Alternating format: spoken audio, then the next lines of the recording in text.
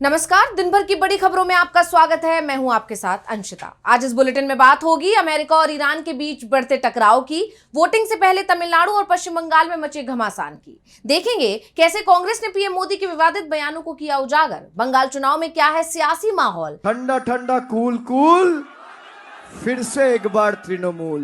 जानेंगे बंगाल एसआईआर को लेकर हुई क्या सुनवाई, और बुलेटिन के आखिर में बात करेंगे परकला प्रभाकर के बीजेपी पर हमले की। लेकिन दिन भर की तमाम बड़ी खबरों से पहले एक नजर आज की सुर्खियों पर। जेडीयू के राष्ट्रीय पदाधिकारियों की सूची जारी। नीतीश कुमार ने टीएम का किया गठन। संजय झा को मिली बड़ी जिम्मेदारी, बने पार्टी के कार्यकारी अध्यक्ष। राहुल गांधी से जुड़े मानहानि केस में बड़ा अपडेट। यूपी की एमपी एमएलए कोर्ट ने सुरक्षित रखा फैसला। अब 2 मई को अदालत सुनाएगी अपना अंतिम निर्णय। पहलगाम हमले को 1 साल हुआ पूरा। पीएम मोदी और राहुल गांधी ने शहीदों को किया याद। कांग्रेस ने सरकार की विदेश नीति पर साधा निशाना। जर्मनी दौरे पर भारतीय रक्षा मंत्री राजनाथ सिंह। बर्लिन के रक्षा मंत्री बोरिस पिस्टोरियस से की मुलाकात। रक्षा सहयोग को मजबूत करने के लिए 23 अप्रैल तक आधिकारिक दौरे पर हैं रक्षा मंत्री। लाल निशान पर बंद हुआ बाजार। 756 अंकों की गिरावट के साथ 78,516 पर बंद हुआ सेंसेक्स। 198 अंकों की गिरावट के साथ 24,378 पर बंद हुआ निफ्टी। ये तो थी सुर्खियां। अब बात आज की सबसे बड़ी खबर की। ईरान और अमेरिका के बीच हुए 2 हफ्ते के सीज फायर की डेडलाइन 22 अप्रैल को खत्म हो रही थी, लेकिन उससे पहले ही अमेरिकी राष्ट्रपति डोनाल्ड ट्रंप ने इसे आगे बढ़ा दिया है। लेकिन अभी भी वो ईरान को धमका रहे हैं, दावा कर रहे हैं कि ईरान को बहुत नुकसान हो रहा है। ईरान का कोई भी जहाज अरब सागर से नहीं निकल पा रहा है, लेकिन अब ईरान ने हॉर्मुज में दूसरे देशों के जहाजों पर हमले शुरू कर दिए हैं, जिससे हालात बिगड़ गए हैं और सीजफायर संकट में फंस गया है। देखिए रिपोर्ट। ईरान को धमकी देते देते डोनाल्ड ट्रंप अब घुटने पर आ गए हैं। सीजफायर की समय सीमा खत्म होने से पहले उन्होंने इसे आगे बढ़ाने का ऐलान कर दिया। ये भी कह दिया कि जब ईरान चाहे हम बातचीत को तैयार हैं। ट्रंप का कहना है कि सीजफायर वो पाकिस्तान के फील्ड मार्शल आसिम मुनीर और प्रधानमंत्री शहबाज शरीफ की मांग पर आगे बढ़ा रहे हैं, नहीं तो हम ईरान को तबाह करने के लिए तैयार थे। इसके साथ ही उन्होंने ये भी कहा कि ईरान की सरकार अंदरूनी तौर पर बटी हुई है, जैसी उम्मीद थी। लेकिन पाकिस्तानी रक्षा मंत्रालय ने ही ट्रंप के बयान को खारिज कर दिया। पाकिस्तानी रक्षा मंत्रालय की सलाहकार मारिया सुल्तान ने कहा कि अमेरिका के साथ बातचीत के मुद्दे पर ईरान के नेतृत्व में कोई बंटवारा नहीं है, बल्कि सभी एकमत हैं। ये कहना गलत होगा कि ईरान की लीडरशिप बटी हुई है, जिससे ये साफ हो गया है कि ट्रंप झूठ बोल रहे हैं। ईरान ने भी ट्रंप को जवाब देते हुए कहा कि हारे हुए लोग बातचीत की शर्तें तय नहीं कर सकते। ईरान ने सीज फायर बढ़ाने के लिए कोई डिमांड नहीं की थी। ये तो अमेरिका अपनी हार देखकर जंग से भाग रहा है। डोनाल्ड ट्रंप दावा कर रहे हैं कि हॉर्मुज की नाकेबंदी करने से ईरान को रोज $500 मिलियन का नुकसान हो रहा है। अमेरिका ने ईरान के झंडे वाले 2 जहाजों पर कब्जा कर लिया। ईरान का पूरा व्यापार रोक दिया है, जिसके बाद अब ईरान ने जवाबी कार्रवाई की है। हॉर्मुज को पूरी तरह से बंद कर दिया है। आईआरजीसी ने 3 कार्गो जहाजों पर हमला किया और 2 को जब्त कर लिया। आईआरजीसी से जुड़ी फार्स न्यूज एजेंसी का कहना है कि यूरोपिया जहाज को निशाना बनाया गया और वो ईरान के तट के पास है। आईआरजीसी की नेवी का कहना है एमएससी फ्रांसिस्का और एपामिनोंदास कार्गो जहाजों को कब्जे में लिया गया है और उन्हें ईरान के तट की तरफ मोड़ा गया। ये जहाज जरूरी परमिट के बिना संचालन कर रहे थे और नेविगेशन सिस्टम में छेड़छाड़ कर रहे थे। यानी ये पूरी लड़ाई हॉर्मुज पर केंद्रित होती दिखाई दे रही है, जिसके बाद सीज फायर पर संकट घराता नजर आ रहा है। ईरान से जंग में अमेरिकी राष्ट्रपति ट्रंप बैकफुट पर आते नजर आ रहे हैं। उन्होंने सीजफायर आगे बढ़ा दिया है, लेकिन हॉर्मुज को लेकर एक नई जंग शुरू हो गई है। वहीं भारत में भी सियासी जंग चल रही है। तमिलनाडु की सभी सीटों पर और पश्चिम बंगाल की 152 विधानसभा सीटों पर 23 अप्रैल को वोटिंग होनी है। क्या है दोनों राज्यों को लेकर चुनावी समीकरण, जानेंगे इस रिपोर्ट में। 23 अप्रैल को पश्चिम बंगाल और तमिलनाडु में विधानसभा चुनाव की वोटिंग होनी है। बंगाल की 152 सीटों पर पहले चरण के लिए, तो वहीं तमिलनाडु की सभी 243 सीटों पर वोट डाले जाएंगे। सुबह 7 बजते ही इन राज्यों में जनता की कतारें अपनी अगली सरकार तय करेंगी। पश्चिम बंगाल की बात करें तो पहले चरण में कुल मतदाता लगभग 3 करोड़ 7 लाख हैं। पुरुष मतदाता की बात की जाए तो लगभग 1 करोड़ 84 लाख हैं। वहीं महिला मतदाता 1 करोड़ 75 लाख हैं। इसके अलावा थर्ड जेंडर 400 हैं। बंगाल में पहले चरण की हॉट सीट्स की बात करें तो नंदीग्राम पर सबकी नजरें हैं, जहां से शुवेंदु अधिकारी की साख दांव पर है। इसके अलावा उत्तर बंगाल की कूच बिहार, सिलीगुड़ी और मालदा की सीटें भी मुख्य मुकाबला तय करेंगी।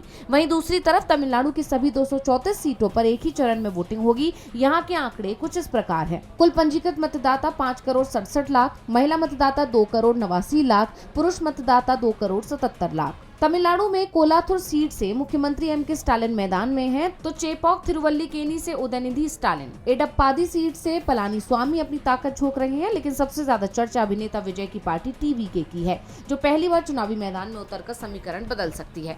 दोनों ही राज्यों में अर्धसैनिक बलों की भारी तैनाती की गई है, सीमावर्ती इलाकों में नाकेबंदी कड़ी है और ड्राई डे लागू है। बंगाल के दूसरे चरण की वोटिंग 29 अप्रैल को होगी, जबकि दोनों राज्यों के नतीजे 4 मई 2026 को सामने आएंगे। मतदान दल पोलिंग बूथों पर पहुंच चुके हैं और सुबह वोटिंग प्रक्रिया शुरू होने का इंतजार है। एक तरफ चुनावी राज्यों में मतदान के लिए काउंटडाउन शुरू हो चुका है, तो दूसरी तरफ कांग्रेस अध्यक्ष मल्लिकार्जुन खड़गे के प्रधानमंत्री नरेंद्र मोदी को कथित तौर पर आतंकवादी कहे जाने पर सियासी घमासान मचा हुआ है। बीजेपी लगातार इस मुद्दे को लेकर कांग्रेस को घेर रही है, जिसका पलटवार करते हुए कांग्रेस ने बीजेपी के पुराने किस्सों को उजागर कर दिया है और बीजेपी की मुश्किलें बढ़ गई हैं। देखिए ये रिपोर्ट। कांग्रेस अध्यक्ष मल्लिकार्जुन खड़गे ने 21 अप्रैल को तमिलनाडु में एक चुनावी प्रेस कॉन्फ्रेंस के दौरान पीएम मोदी पर तीखा हमला बोला। उनकी तुलना आतंकवादी से कर दी थी।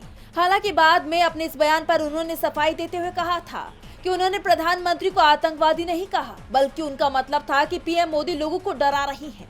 खड़गे की सफाई देने के बाद भी बीजेपी कांग्रेस को घेरने की कोशिश कर रही है, लेकिन कांग्रेस ने बीजेपी के हमलों पर करारा पलटवार किया है।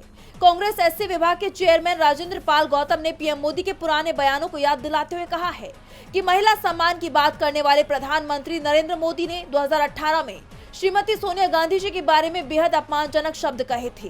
कांग्रेस की विधवा और 50 करोड़ की गर्लफ्रेंड, ये प्रधानमंत्री और मुख्यमंत्री पद पर बैठे नरेंद्र मोदी के शब्द हैं। मास रेपिस्ट प्रज्वल रेवन्ना के लिए वोट मांगने खुद नरेंद्र मोदी जाते हैं। बिल्किस बानो के दोषियों को रिहा कर दिया जाता है, चाहे हाथरस हो या उन्नाव। अपराधियों के साथ खड़े रहना ही बीजेपी का असली चाल चरित्र चेहरा है। इतना ही नहीं, आपको याद होगा कि हाल ही में महिला आरक्षण से जुड़ा विधेयक संसद में गिरने के बाद 18 अप्रैल को पीएम मोदी ने देश को संबोधित किया था, जिसे लेकर भी विपक्ष ने उन पर जमकर तंज कसा था। बीजेपी और कांग्रेस के बीच वार पलटवार जारी है, तो वहीं पश्चिम बंगाल में दूसरे चरण का प्रचार प्रसार शुरू हो गया है, जिसके चलते सभी राजनीतिक दलों के नेताओं का जमावड़ा पश्चिम बंगाल में लगा हुआ है। टीएमसी की तरफ से सांसद अभिषेक बनर्जी ने हुंकार भरी, तो वहीं कांग्रेस ने भी बीजेपी के खिलाफ मोर्चा खोला। देखिए रिपोर्ट में। पश्चिम बंगाल की 142 सीटों पर 29 अप्रैल को चुनाव होने हैं। ऐसे में सियासी सरगर्मियां तेज हैं। बीजेपी, टीएमसी और कांग्रेस के निशाने पर है। साथ ही बीजेपी की तरफ से सीएम ममता को घेरने की भरपूर कोशिश की जा रही है, जिससे राजनीतिक दलों के बीच सियासी टकराव बढ़ता ही जा रहा है। टीएमसी की तरफ से सांसद अभिषेक बनर्जी ने हुंकार भरी। पार्टी महासचिव अभिषेक बनर्जी ने जयनगर में एक विशाल जनसभा के जरिए अपनी ताकत दिखाई। इस दौरान उमड़ी भारी भीड़ को संबोधित करते हुए उन्होंने कहा, जयनगर की जनता का अटूट विश्वास केवल तृणमूल कांग्रेस पर है। उन्होंने भाजपा को बांग्ला विरोधी करार देते हुए कहा कि ये लड़ाई केवल राजनीति नहीं, बल्कि माँ, माटी और मानुष के अधिकारों की रक्षा का एक साझा सफर है। उन्होंने एक बार फिर टीएमसी सत्ता वापसी का आह्वान करते हुए कहा, मन का भाषा समझता है ना, और मन क्या कहता है, मन क्या कहता है, ठंडा ठंडा कूल कूल, फिर से एक बार तृणमूल। एक तरफ टीएमसी ने बीजेपी के खिलाफ मोर्चा खोला, तो दूसरी तरफ कांग्रेस ने भी बीजेपी की घेराबंदी की और मोदी सरकार पर पश्चिम बंगाल के साथ सौतेला व्यवहार करने का आरोप लगाया। कांग्रेस प्रवक्ता सुप्रिया श्रित ने कहा, बीजेपी की सरकार ने मनरेगा का फंड रोक दिया। 21 राज्यों में आपकी सरकार है, वहां पर आपका फंड जाएगा, लेकिन बंगाल में आप फंड को रोकते हैं। मनरेगा का फंड नहीं आता है, आपकी अन्य लाभकारी योजनाओं का फंड नहीं आता, आप कुछ न कुछ उसमें रोड़ा अटकाते हैं। बीजेपी की तरफ से केंद्रीय गृह मंत्री अमित शाह भी पश्चिम बंगाल में डेरा डाले हुए हैं, जहां वो एक के बाद एक चुनावी रैलियां कर रहे हैं और मंच से मुख्यमंत्री ममता बनर्जी को चुनौती दे रहे हैं। इसी कड़ी में उन्होंने कहा कि बीजेपी बंगाल में सरकार बनाने जा रही है। और दीदी मेरी बात सुन लो, 5 तारीख के बाद भाजपा सरकार आने वाली है। लेकिन शाह के इन हमलों का टीएमसी पर कोई असर नहीं दिखाई दे रहा है, क्योंकि सत्तारूढ़ पार्टी इन आरोपों का दोगुनी ताकत से पलटवार कर रही है। इन सियासी घटनाओं के बीच दिल्ली के पूर्व मुख्यमंत्री अरविंद केजरीवाल ने मुख्यमंत्री ममता बनर्जी से फोन पर बातचीत की और उन्हें अपना पूरा समर्थन दिया।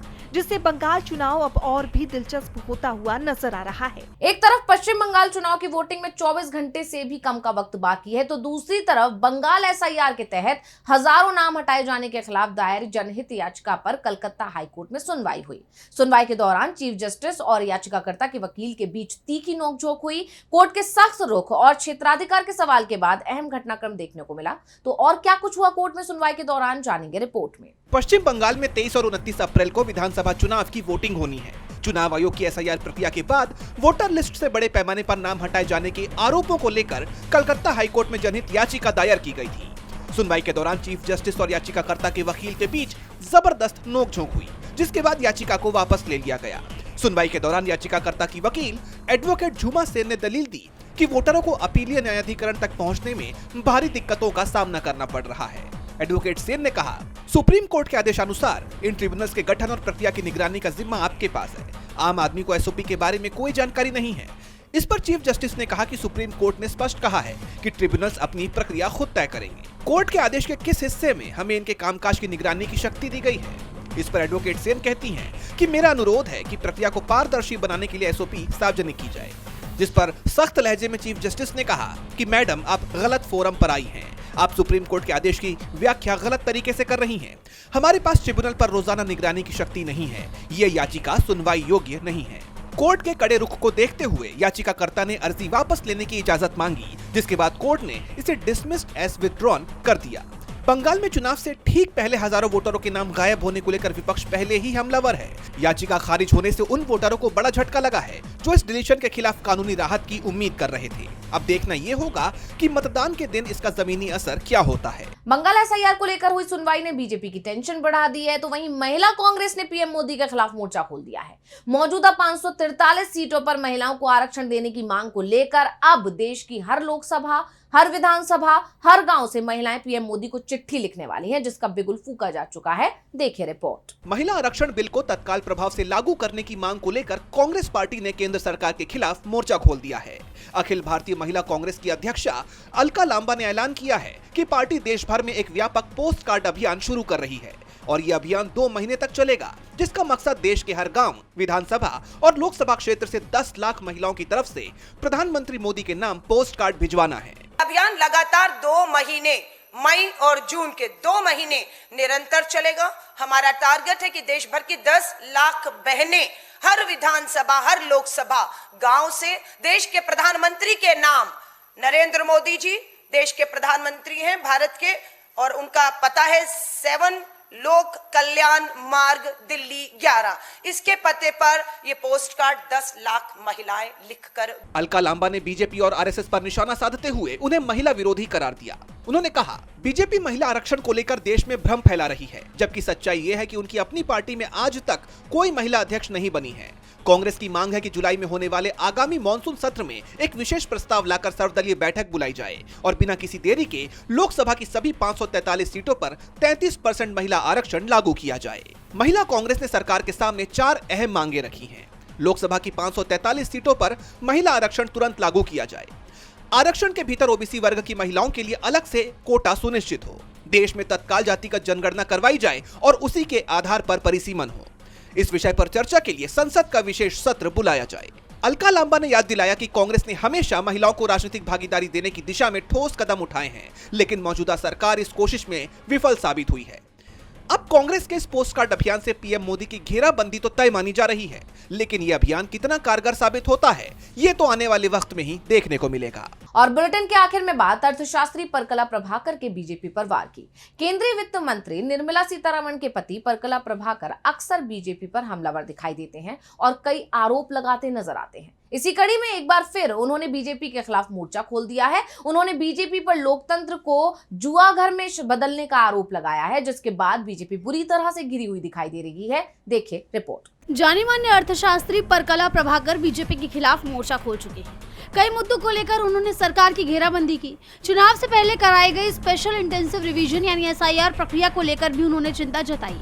उनका मानना है कि इससे सरकार का चुनावी सूचियों पर नियंत्रण बढ़ गया है, जिसके चलते नागरिक 2 भागों में बंट सकते हैं। एक वो जिनके पास वोट का अधिकार है और दूसरे वो जिनसे ये अधिकार छीन लिया गया है। एसआईआर पर मचे बवाल और इस पर विपक्ष के एक्शन को लेकर भी उन्होंने बात की। एक इंटरव्यू में उन्होंने कहा कि विपक्ष की कई पार्टियों ने चुनाव आयोग को ज्ञापन दिए, लेकिन वहां से कोई जवाब नहीं मिला। यही नहीं, उन्होंने विपक्षी दलों को सलाह दी कि वो केवल नतीजों का इंतजार न करें, बल्कि मतदान के दिन बूथों पर ज्यादा सतर्क भी रहें।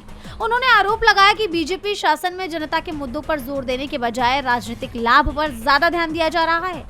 इंटरव्यू के दौरान उन्होंने साफ कहा कि बीजेपी ने भारतीय लोकतंत्र को एक पॉलिटिकल कसिनो यानी जुआ घर में बदल दिया है, जहां सिद्धांतों और जनहित के बजाय सत्ता के खेल और राजनीतिक लाभ को प्राथमिकता दी जा रही है। बीजेपी इतिहास और सांस्कृतिक विमर्श का इस्तेमाल अपनी रणनीति के तहत कर रही है, लेकिन भारत में ऐसे नैरेटिव को पूरी तरह स्वीकार किए जाने की अपनी सीमाएं होती हैं। वहीं अब उनके इस बयान से सियासी पारा हाई हो गया है और बीजेपी सवालों के घेरे में आ गई है। साथ ही वित्त मंत्री निर्मला सीतारमण के पति होने के नाते उनके इस गंभीर आरोपों ने एक नई बहस छेड़ दी है। देखना होगा कि सरकार की तरफ से उनके इन बयान पर कोई जवाब या प्रतिक्रिया आती है या नहीं। तो आज इस बुलेटिन में इतना ही। आप देखते रहिए डीवी लाइव। नमस्कार।